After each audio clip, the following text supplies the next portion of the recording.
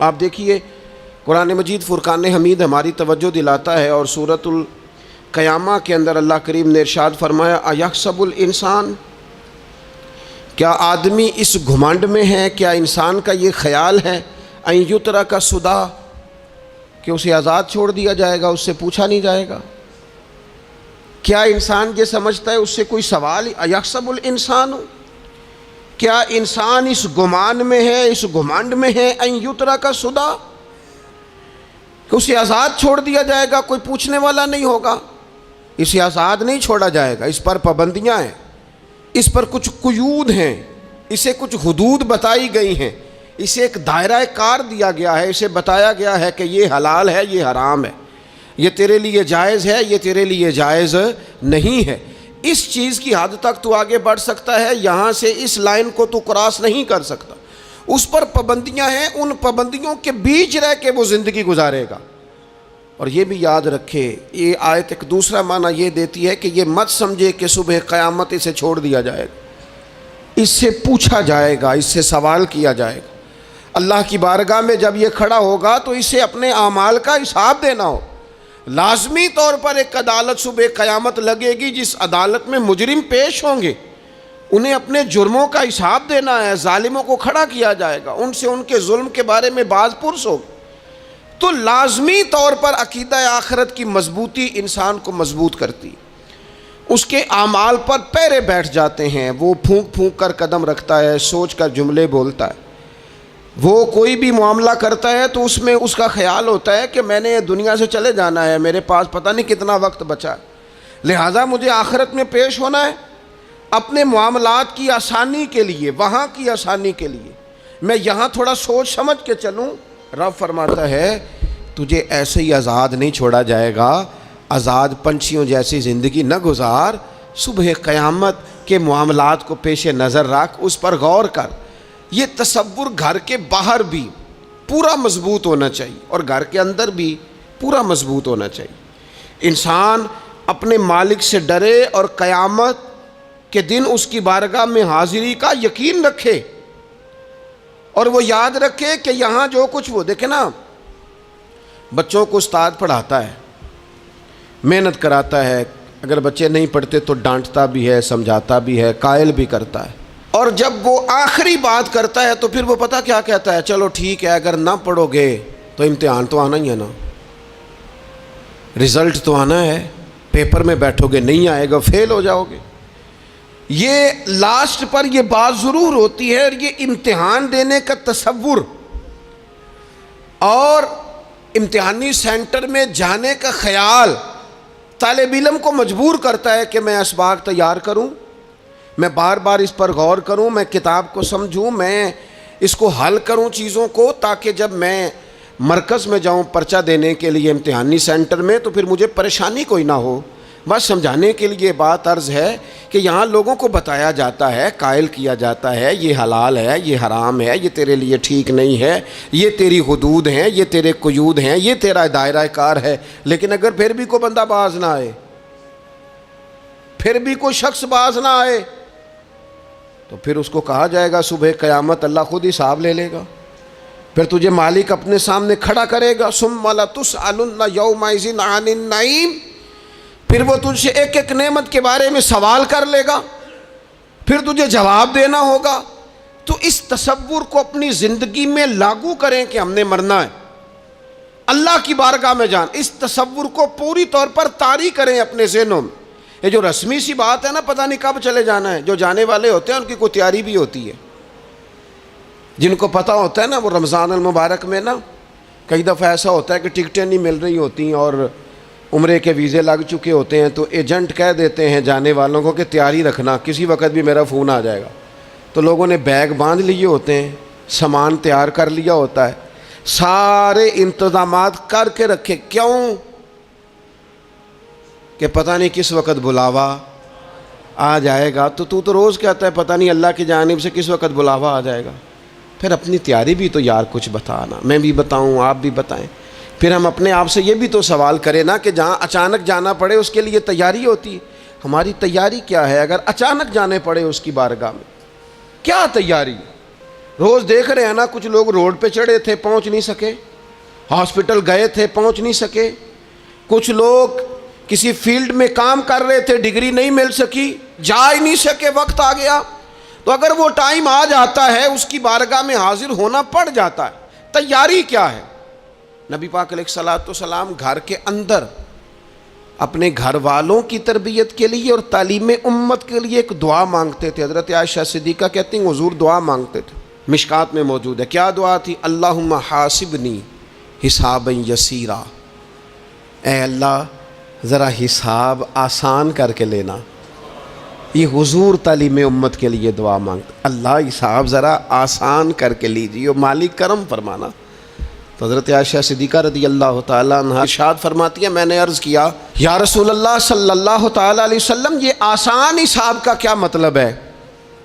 تو حضور فرمانے لگے عائشہ آسان حساب کا مطلب یہ ہے کہ رب کریم بندے کے نامہ اعمال پر نظر ڈالے گا اور پھر اللہ تبارک و تعالیٰ اس سے درگزر فرما دے گا۔ یہ آسان حساب ہے، پتہ مالک کو ہے اس نے کیا کیا ہے، پر کریم ہے نا۔ عدل کریں تے تھر تھر کمبن، اچیاں شانہ والے تے جے فضل کریں تے پھر بخشے جامن میرے جے منہ کالے، نظر کرے گا پھر معاف فرما دے گا۔ اور حضور فرماتے عائشہ یاد رکھو جس سے اس نے حساب لیا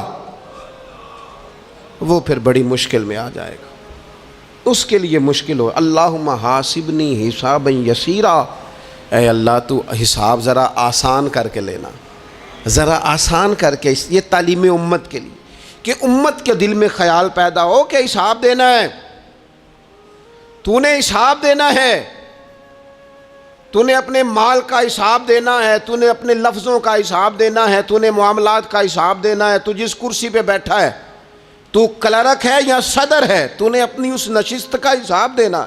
تو استاد ہے یا پیر طریقت ہے، تو مؤذن ہے یا خطیب ہے، تو جو بھی ہے تو نے حساب دینا ہے۔ تجھے تیرے منصب کے بارے میں پوچھا جائے گا، تجھے تیرے عہدے کے بارے میں پوچھا جائے گا، تجھے اپنی ذمہ داریوں کے بارے میں حساب دینا، اللہ کی بارگاہ میں تمہیں جا کے بتانا ہے کہ تم نے کیا اعمال کی۔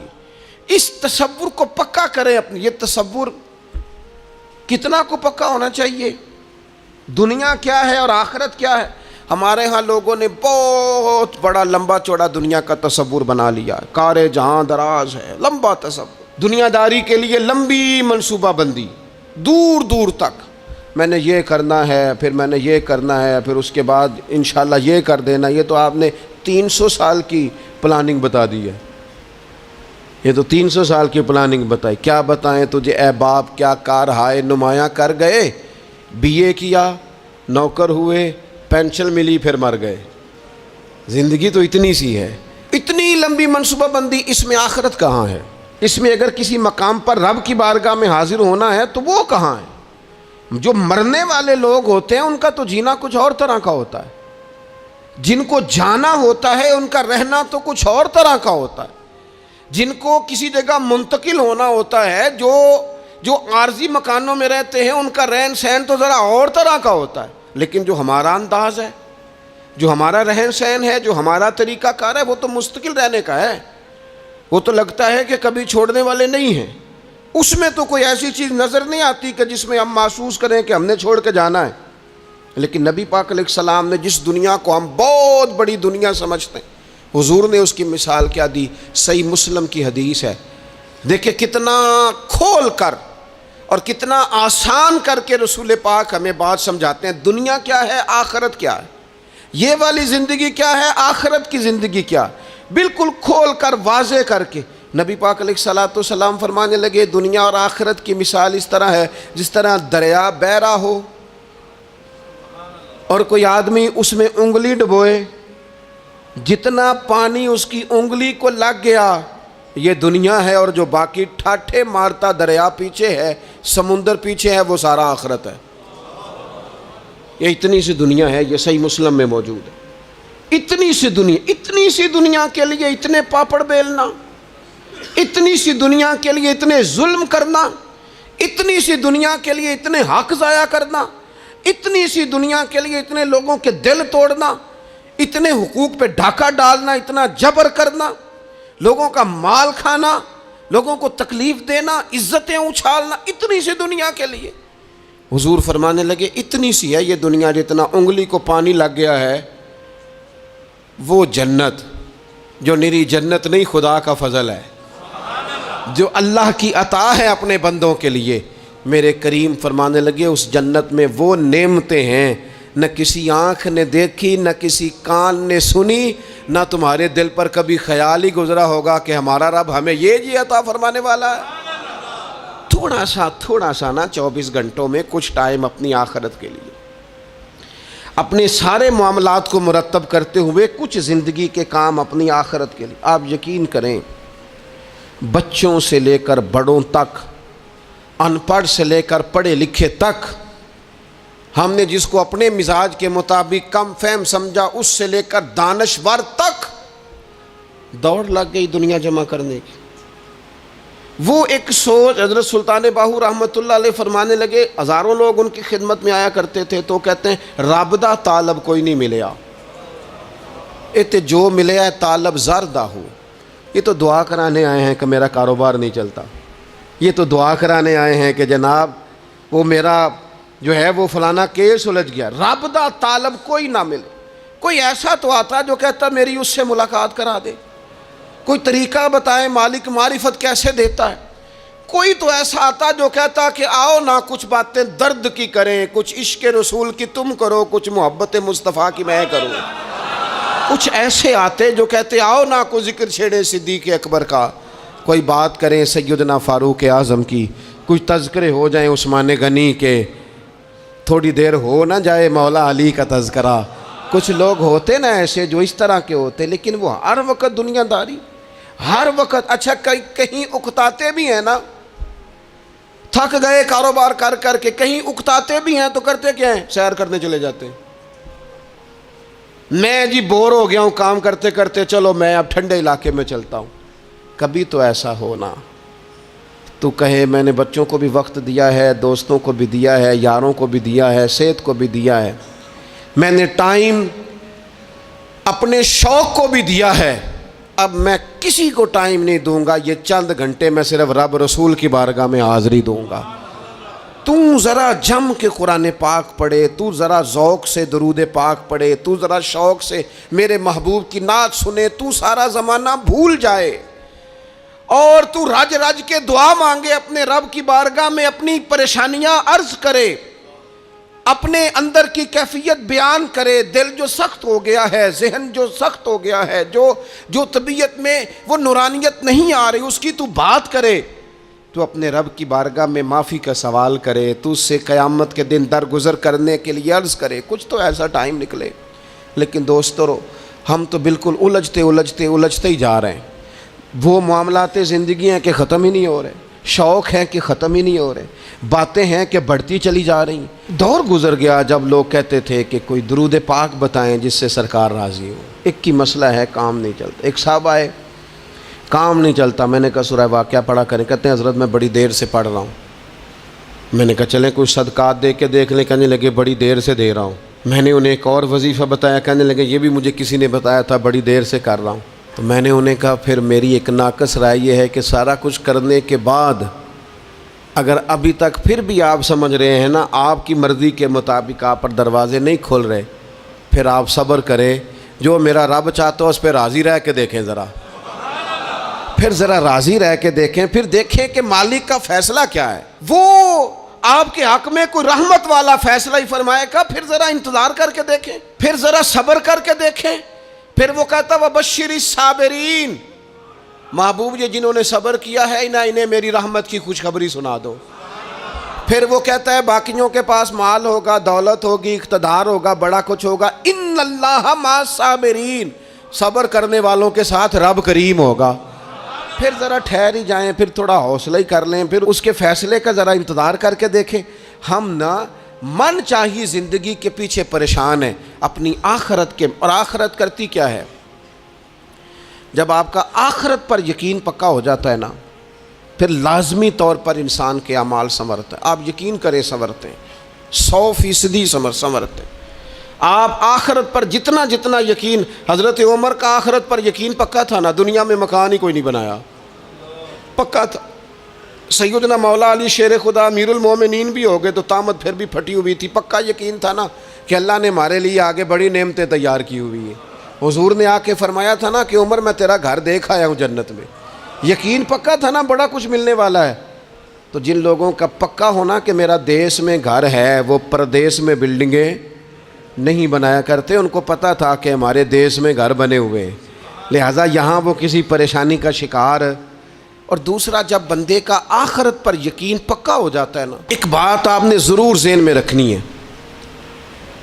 ہمارے محدثین نے لکھا ہے جس بندے کا صرف دنیا داری میں جینے کا مزاج ہو جاتا ہے نا وہ بزدل ہو جاتا ہے, اور جس کا خیال ہوتا ہے نا زندگی عارضی ہے, صبح قیامت دوبارہ اٹھوں گا, وہ بندہ بہادر ہو جاتا ہے. جس کا خیال ہے نا یہی کچھ ہے, کھا لو پی لو بس یہ زندگی ختم ہو گئی تو ختم ہو گئی, مر گئے تو مر گئے, ختم ہو گئے, فنا ہو گئے, ان لوگوں کا مزاج بزدلانہ ہو جاتا ہے, جرت مند نہیں رہتے. اور جن کا یہ خیال ہوتا ہے نا مرنے کے بعد بھی اٹھنا ہے, ایک نئی زندگی اللہ عطا کرے گا, وہ لوگ پھر موت سے گھبراتے نہیں, انہیں مرنے سے ڈر نہیں لگتا.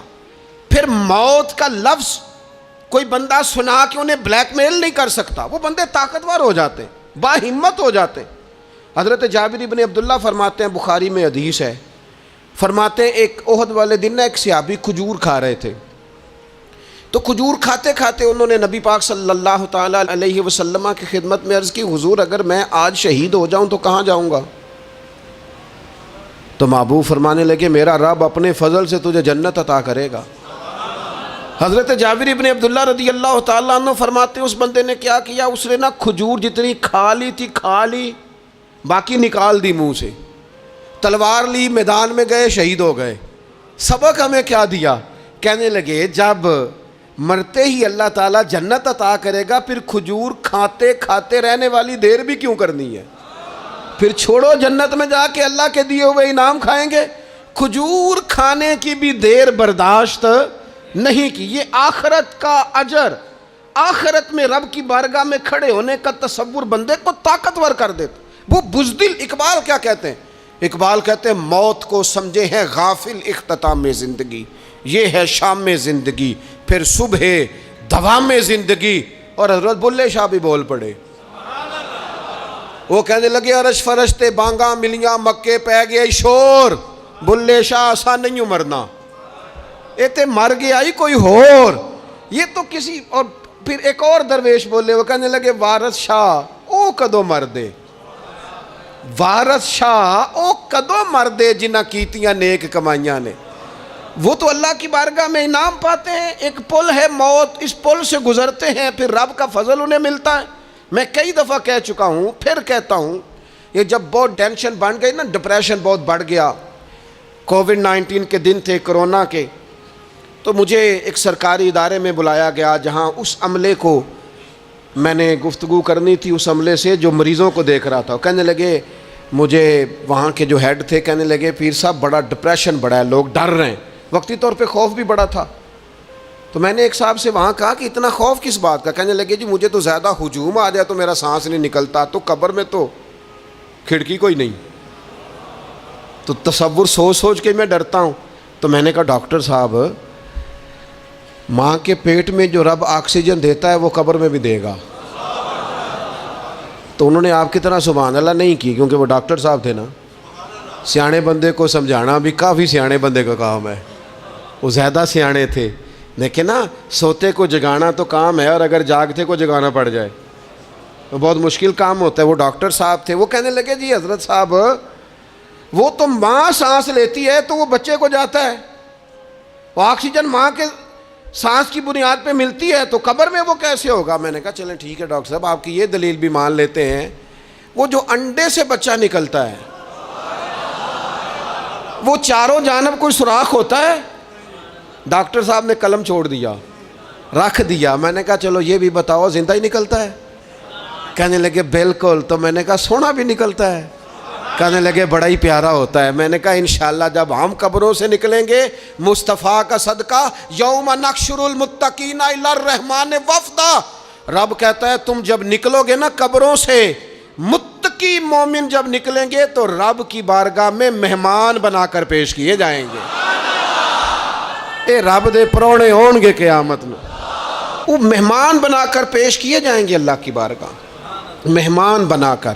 دوستو، قبر صرف دوزخ کا گڑھا نہیں ہے، دوزخ کا گڑھا بھی، لیکن اس کے لیے جس نے دنیا میں رہ کے صرف دنیا کٹھی کی، آخرت کے لیے جمع کچھ نہیں کیا، اور جس نے یہاں رہ کے وہاں کے لیے کوشش کی، صبح سے شام تک ڈرا کہیں میرا رب ناراض نہ ہو جائے، کہیں حضور کی بتائی ہوئی حدیں معاذ اللہ مجھ سے کراس نہ ہو جائے، جس نے محتاج زندگی گزاری، اس کی قبر گڑھا نہیں، کھڈا نہیں، بلکہ حضور فرماتے ہیں روضۃ من ریاض الجنہ، اس کی قبر تو باغ ہے، باغ۔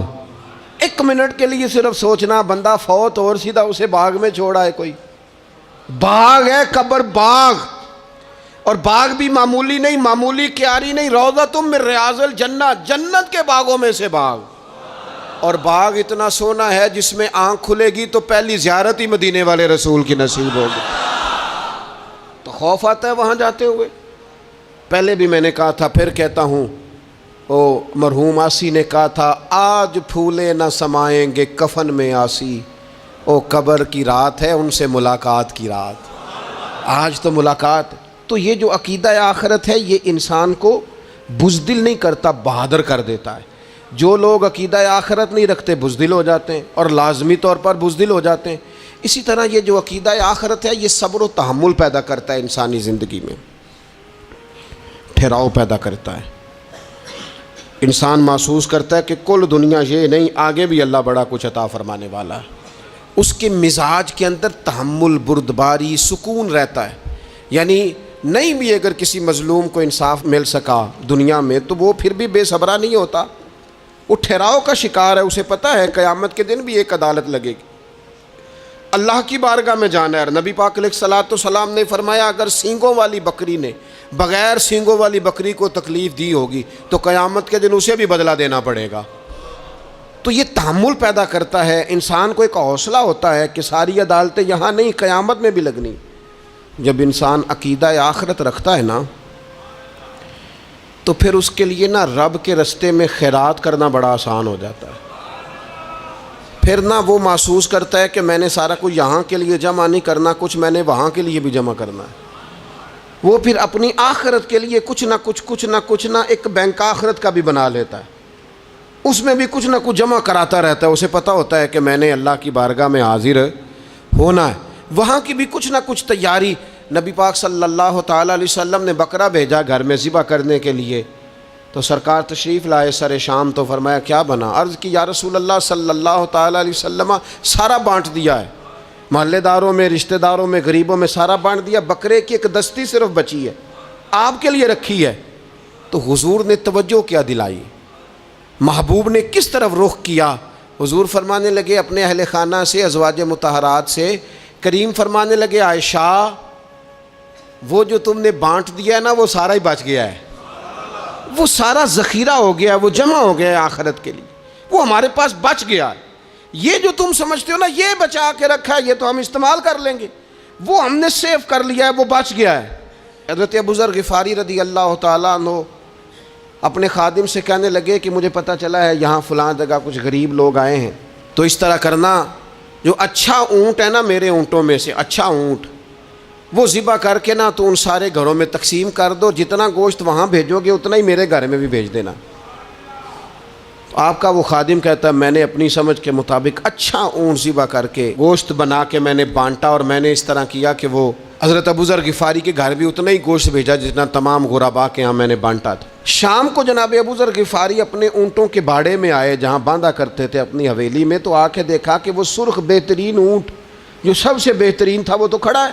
تو آپ اپنے خادم سے کہنے لگے میں نے تمہیں کہا تھا جو سب سے اچھا ہے اس کو ذبح کرنا، تو وہ کہنے لگا حضور وہ باقیوں میں سے سب سے اچھا تھا، اس سے ہی تھوڑا سا کمزور تھا، اور یہ تو آپ کی سواری کے لیے ہے نا، یہ تو آپ کے کام آتا ہے، اس پہ تو آپ سفر کرتے ہیں، اس لیے میں نے اسے چھوڑ دیا، اور اس کے بعد جو سب سے اچھا تھا وہ میں نے ذبح کر دیا۔